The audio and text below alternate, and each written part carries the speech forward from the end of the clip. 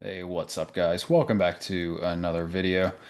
So I'm on this internet community forum on consciousnesscalibrations.com. It mostly centers around the work of David Hawkins, who is a late great psychiatrist who came up with a kinesthetic method for testing consciousness levels as he describes them through a muscle test. So the testee holds their arm up, and when the tester says a word or a phrase or brings to mind a concept or even a person, the level of consciousness is graded by the tester holding a number in mind and tapping, pushing down on the person's arm.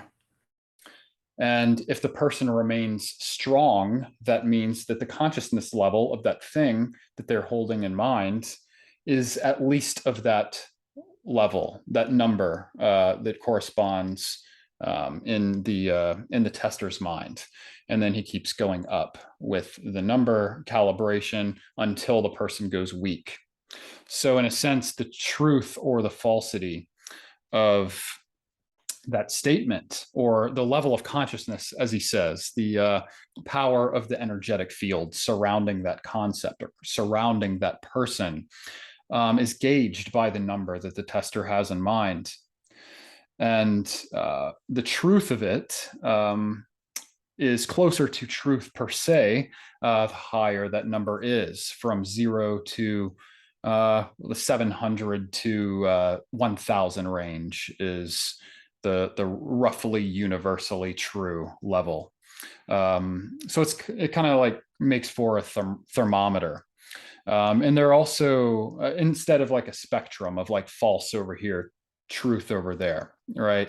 Because truth and falsity are not, shouldn't be measured in terms of spectrum position, but rather there are degrees of truth that things hold. It's not that truth itself is relative, but the truth of something is relative to its position in accordance with absolute truth, we could say. So let me see if I can bring up a little screen share to give you a visual of what I'm talking about. Here we go. So this is the map of consciousness according to David Hawkins. Something that's almost absolutely false carries emotional and psychological elements of shame and humiliation and misery, right? And we say somebody is like of a low vibe, if they're operating from that kind of psychological motivation or proclivity. We see enlightenment as something that is like very, far beyond us, something that maybe we aspire to, but it represents the ideal of perfect, ineffable beingness. And the life view that corresponds to it is that one merely is, simply is, and that's enough. And that's all you need to be. All right. Peace, joy, love, all very high levels from which to operate from and motivate your words and your thoughts and your actions. Okay. Hope that makes sense, right? So below 200 is thought of as false. Above 200 is at least intended toward truth, right? So the level beyond 200 that something exists on in its consciousness calibration when you go through this test, which I read his book, Power versus Force. He claims that these are universally replicable tests that you can perform. They work especially well on kids because kids are not conditioned. And so kids will respond to something just out of pure intuition, and their body senses the truth of something and senses instinct. is very instinctual. That's why like parents get so pissed off when their children ask them why, right? Because the parents haven't thought about why. They haven't thought about the truth of their command to begin with. And so children sort of mirror a lot of your insecurities through raw honesty, you know? Um, they operate well above courage in most cases, unless you just ruin your child straight out of the womb.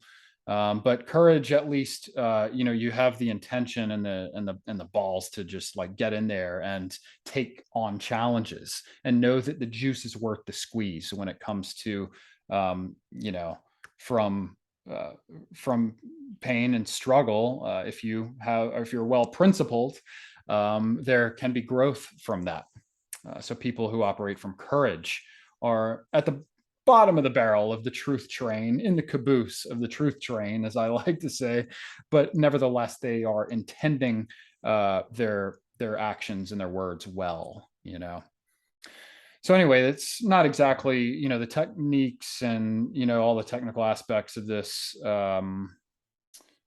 system that David Hawkins came up with. It's not the reason for this video. The reason for this video is that I simply want to talk about, because I wanted to give a little brief synopsis on his methods, because this is the forum on which I wrote this little short entry um, on the differences between aliveness, existence, and individuality. What does it mean to simply be alive? What does it or what does it mean for us to be aware that we're alive and aware of our existence and aware of our individuality? Some people are merely alive, but don't even know that they are until they experience something in the physical, you know, to get them to snap out of it. They might just be on autopilot, right? On a general consciousness level. Existing is like a level beyond that. You know, someone who merely is alive or is merely aware of their aliveness. Uh, you know, a level above that would be being aware of your existence. Okay. And a level above that would be individuality. So I'm just going to read my little write up on the differences. Perhaps not the answer, but an answer. And I'm not going to go through all of the historical philosophy on you know the concepts behind these words, because that would take forever. And also, I just kind of want to give you a general overview. And also, look, I'm a master in philosophy technically, but even I can tell you that most philosophy is bunk. Okay, it's not all intended toward the truth on a high level. You know, you have to be kind of spiritually aware and, you know, on some sort of spiritual path, not merely a product of your ego mind, your intellect. You know. Um, so anyway, to merely be alive. Aliveness is expressed through the physical body and is experienced subjectively through sensation. One who experiences something extreme in the physical, such as skydiving, will report feeling alive, as if that is some kind of transcendental experience. You know, this is not likely someone who only operates on this level. This is not likely someone who is on a spiritual path and thus knows nothing of existence or their own individuality. You know, so they need externals, and not just externals, but physical contact with externals to be aware of themselves, or the level of themselves that they're capable of being aware of. All right. A level above that is existence. Existence is beingness. To exist is simply to be. It speaks more deeply of the capacity for consciousness and implies your potential for individuality, but it does not guarantee that you're an autonomous individual. Okay. When someone's primary mode of existence is simply to exist, and therefore likely mimic the thoughts and actions around them, they exist, but merely as part of their group, and thus have no individuality necessarily. Someone on this level may claim to find transcendental value in joining a cause, whether it's a church or a political rally, which is part of the ether, you know, up there and thus closer to God than jumping out of a plane. But it still has no real substance because one isn't marking where they end and others begin. They mistake believing something for truly accepting and understanding anything, right? So they're aware that they're part of something greater, but they don't really understand what that greater thing is. So their need and instinct to be part of really greater humanity and greater consciousness manifests through means which have a level of superficiality to them, like church or political parties or um, whatever the worldly manifestation of that is. It manifests through their behavior, through their actions, and through their associations that we can observe. Um, they can't merely sit in a room alone, knowing and accepting that they're part of the greater social reality, that they have a duty toward it. They need to like get out there and have the validation from externals that they are part of something greater. But understanding that thing of which we are all a part, like really understanding it, implies that you don't need validation externally. So that brings us to individuality. This is the beingness that you inhibit within the greater organism of nature and the universe, beyond and without serious regard for groups. Remember, group identity is a contradictory term. The person who's merely existing may join a group identity forming attitude within them. Remember, it is a intrinsically contradictory term because group implies multiple and identity implies only one. So you have to understand that we are both, right?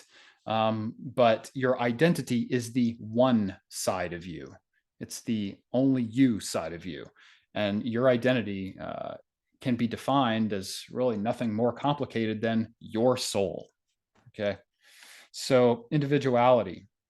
It's also your unique expression of consciousness within collective consciousness of which we're all a part. It is your place in tapping into all else that exists and thus finding your duty toward it. You have a unique purpose and role to serve, not only because you occupy your own space and at a particular time, all the time, but because you are a thing with a soul, a mind, and the capacity to love. Okay. You have intuition, your truth sensing antenna, and you use it to discern and learn with little to no influence from externals. And what influence you do take from externals, you have a filter for judging which sources of external knowledge or wisdom are worth it. Okay. And that principle formulation is extremely important. Okay. I talk all the time on my channel and in my writings about being principled, and aiming your principles um, toward what is good and true for one and for all the time, you know. And if your principles aren't founded on that and that alone, then they are not principles, they're just rules. And yes, rules need constant updating. So principles are meant to be more permanent. And it's only as you align your own consciousness with higher truth and with God that you're able to fine tune as you climb the ladder, fine tune your principles as to be more true and more good for one and for all the time. Okay. So I suppose that only an individual who has personal, autonomy in their governance, in their self-governance, in their self-authority, could delineate among these three categories, because someone who's merely alive doesn't really have an interest in understanding human nature within conceptual and spiritual terms to begin with. And that's the level on which I'm talking right now. Okay. It's very important. So I hope this makes sense and that you find it helpful. Maybe I'll do a little more talks on David Hawkins's work later because it's an interest of mine, but I'm still learning more about that currently. So I don't want to say too much before I know enough. Um, but yeah, thanks for tuning in on the difference between being alive, existing, and being an individual. An important distinction. And see you guys in the next video. Cheers.